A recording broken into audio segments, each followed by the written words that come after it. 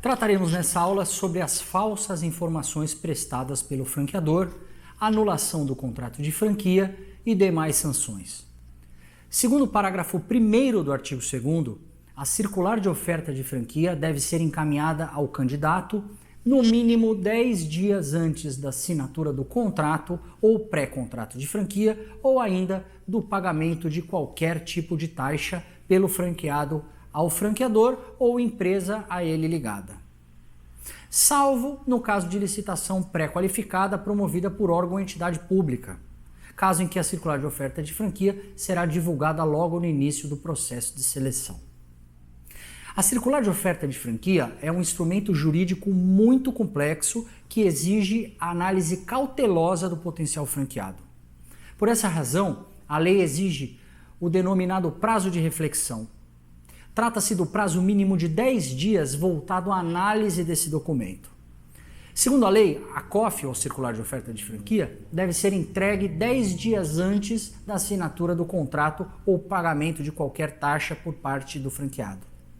Se o franqueador não respeitar esse prazo, o contrato poderá ser rescindido com a devolução dos valores investidos. Prosseguindo, o parágrafo 2º assim dispõe: na hipótese de não cumprimento do disposto no parágrafo 1º, o franqueado poderá arguir anulabilidade ou nulidade, conforme o caso, e exigir a devolução de todas e quaisquer quantias já pagas ao franqueador ou a terceiros por este indicado a título de filiação ou de royalties, corrigidas monetariamente. O primeiro dado relevante é que a lei de franquias esclarece que o franqueado poderá pedir anulabilidade ou nulidade. Mas qual é a diferença?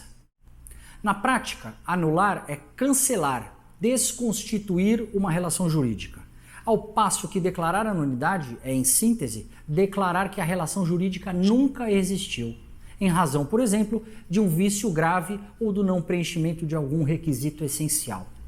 Então, caso a circular de oferta de franquia não tenha sido encaminhada ao franqueado 10 dias antes da assinatura do contrato de franquia, esse contrato será anulável.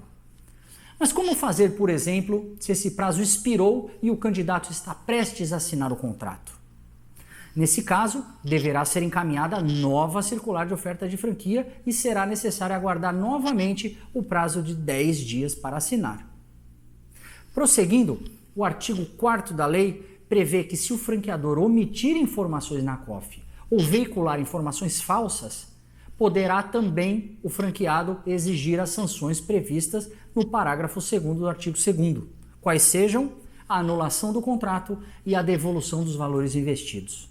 Se não vejamos, aplica-se ao franqueador que omitir informações exigidas pela lei ou veicular informações falsas na circular de oferta de franquia, a sanção prevista no parágrafo 2º do artigo 2º desta lei, sem prejuízo das sanções penais cabíveis.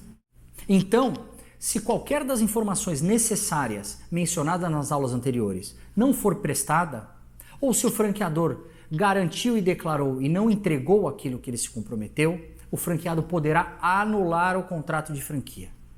Mas muita atenção, franqueados, isso tem um prazo. A declaração de nulidade de um contrato deve ser rápida. O Código Civil prevê que, para anulação de um ato jurídico, a parte terá o prazo prescricional de 4 anos. Mas em se tratando de franquias, arrisco dizer que isso deve se dar dentro do primeiro ano de contrato e funcionamento da unidade, pois é tempo suficiente para a verificação de eventual falsidade ou omissão de informações por parte do franqueador. Não adianta o franqueado operar a unidade por 5 anos e ao final alegar que as informações e premissas encaminhadas pelo franqueador não são verdadeiras e pretender a anulação do contrato. Portanto, assim que verificar qualquer inexatidão no modelo de negócio ou a existência de falsas informações, o franqueado deve imediatamente se insurgir. Aqui vale um parênteses sobre lucratividade do negócio e promessa de retorno de investimentos. É certo que o franqueador, ao comercializar seu modelo de negócio, estima o retorno de investimento em determinado prazo. Porém, essa é apenas uma estimativa e não uma promessa. Isso porque, se tratando de negócio, existe o risco. Por outro lado, é evidente que os resultados não podem ser totalmente diversos das previsões apresentadas pelo franqueador, sob pena de configuração de vício de consentimento.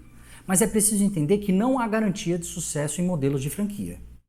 Por outro lado, a franquia é um negócio formatado e já testado.